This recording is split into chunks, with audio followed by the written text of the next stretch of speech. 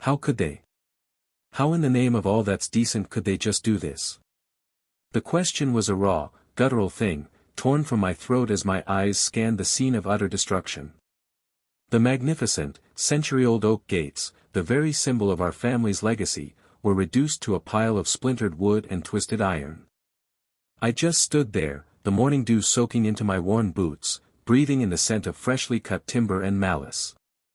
My hands, calloused from a lifetime of working this land, clenched into fists, trembling with a fury so profound it felt like it could shake the very earth beneath me. A tractor, my old faithful beast, was parked a few yards away, its engine still humming softly, a witness to the senseless brutality. Just yesterday, this was a beautiful, welcoming entrance. Today, it was a tombstone. And there she was, the architect of this desecration. Mrs. Davies, the self-proclaimed president for life of the Meadowbrook Hills Homeowners Association, stood a few feet away, her arms crossed over her chest. A smirk, thin and sharp as a razor, played on her lips. She was pristine, a vision in a perfectly tailored pantsuit, every hair in place. She looked so proud. So victorious. It was a blight on the community, dear, she said, her voice dripping with the kind of condescension that could curdle milk. A clear violation of Section 7.3b of the bylaws, which, as I've informed you numerous times, requires all entranceways to be a standard, approved wrought iron design. We gave you ample warning. Ample warning? The final letter, a nasty little thing on expensive stationery, had arrived yesterday afternoon, a mere 2 hours before the contractors showed up, their chainsaws and bulldozers roaring like beasts of prey. My hands still shook. This wasn't about bylaws. This was personal. This was a power play. I felt the blood roaring in my ears. I took a step forward, a low growl escaping me. This isn't over, Karen. Not by a long shot. She just laughed, a high, tinkling sound that grated on my nerves. Oh, do tell. Are you going to sue the HOA, my dear farmer? With what money? You think the board is afraid of your rusty tractor and your empty threats?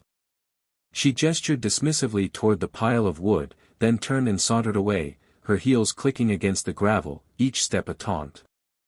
I watched her go, the anger giving way to a cold, hard resolve. She thought this was a fight about money and bylaws. She was wrong. This was a fight for our home, for our history, for the very soul of this community. And I was going to make sure she lost. My mind, typically focused on crop yields and weather patterns, was now a whirring machine of strategy. I spent the next 48 hours poring over legal documents, old HOA meeting minutes, and every obscure clause in the bylaws.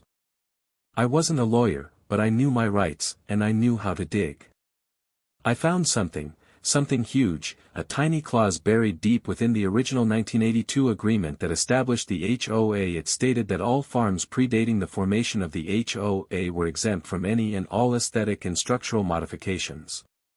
My farm, Meadow Vista, had been in my family since 1922. A sharp, triumphant inhale, followed by a long, slow exhale of pure, unadulterated hope. I wasn't just armed, I was armored. But the real game-changer came from an unlikely source. Old Mr. Henderson, my sweet, eccentric neighbor who lived on the edge of the community, came knocking on my door. He was a retired history professor, and he had a thing for documenting everything.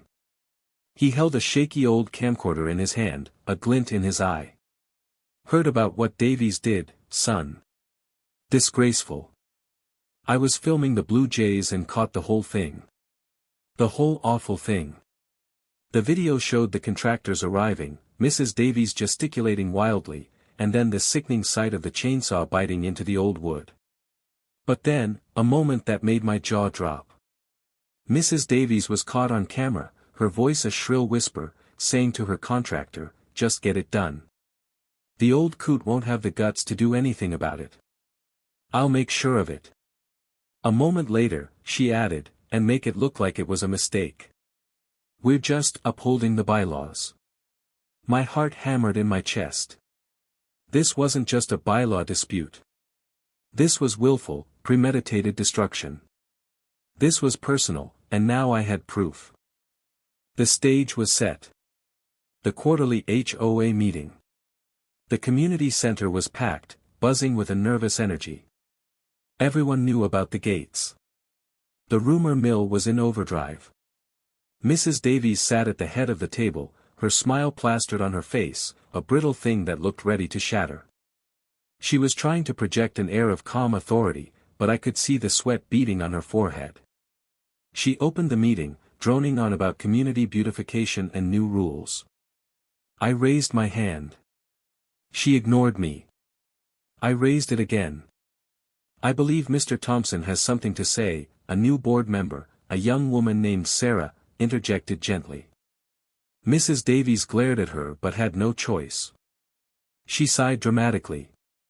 Very well, Peter. You have 2 minutes. We don't want to waste everyone's time with your grievances. I walked to the front of the room, my palms sweating but my voice steady. 2 days ago, the HOA under the direct orders of Mrs. Davies, destroyed my family's historic entrance gate. An entrance gate that has stood for over 100 years. A low murmur rippled through the room. I took a deep breath. Mrs. Davies claims this was a legitimate enforcement of the bylaws. What she failed to mention is that the 1982 founding charter explicitly exempts pre-existing farms from these aesthetic rules. I held up a copy of the document, the page highlighted. And what she also failed to mention is that she deliberately, maliciously ordered the destruction of my property. A collective gasp filled the room. Mrs. Davies stood up, her face a mask of shock and outrage. That is an outrageous lie. A slanderous accusation, she shrieked. I have proof, I said simply. Mr. Henderson, if you would. Mr. Henderson, bless his heart, walked to the front, a projector and screen already set up. He connected the old camcorder, and the grainy video began to play. The silence in the room was deafening. The sound of her voice, her smug, conspiratorial tone, echoed off the walls.